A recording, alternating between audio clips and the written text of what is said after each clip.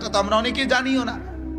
অনেকের হিসাব হলো জিন্দিগি মানে হলো খানা, খাদ্য, খাবার, আয় রোজগার, দালান বিল্ডিং, জায়গা জমি, ঘর সংসার, বিবি বাচ্চা নিয়ে পরিচালনা করা, এতটুকুরই নাম জিন্দিগি।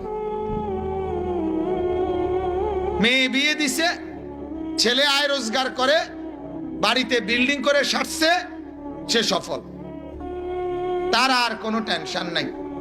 এই জন্য যেই বুড়া মিয়ার জিফুত কামাই রোজগারি করে বা মেয়ে বিয়ে দিয়ে ফেলছে, ছেলেরাও রোজগার করে, বাড়িতে বিল্ডিং করছে, অন্য মানুষ তখন তারে বলে আজ এটা আমনে সেরে গেছেন, আমনের আর কিতা। তাইলে বোঝা গেল উনি ওই বিল্ডিং আর ওই মেয়ের বিয়ে আর ওই ছেলের বিদেশ টাকা রোজগার, এটাকেই মনে করছে কামিয়াব। অথচ আল্লাহ পাক রব্বুল আলামিন বলেন এটার মধ্যে কামিয়াবি না। কামিয়াবি হচ্ছে ঈমানের মধ্যে, কামিয়াবি হচ্ছে আল্লাহ তাআলার গোলামির মধ্যে। এজন্য আমিও হুজুরের এই কথায় আপনাদেরকে কথা মনে করাই দিলাম, আমার ভাই, ঈমান যার ছুটে যায় সে ব্যর্থ। সারা পৃথিবী যদি তার অর্জনও হয় কিছুই না, কারণ ন্যূনতম ঈমানের দাম 10টা দুনিয়া বরাবর জান্নাত।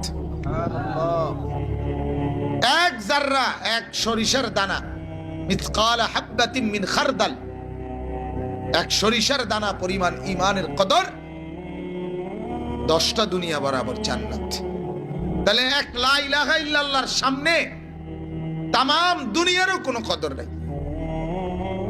যার পুঁজি লা ইলাহা ইল্লাল্লাহ, তার যদি গোটা পৃথিবীও না থাকে তার সবই আছে। আর যার পুঁজি এটা নাই, ঈমান, সে যদি গোটা পৃথিবীর মালিক হয় তারপরও তার কিছু নেই। এজন্য লক্ষ্য রাখা চাই ঈমান যেন হারিয়ে না যায়। মনে রাখতে হবে শুধু লা ইলাহা ইল্লাল্লাহ মুখস্থ রাখার নাম ঈমান না।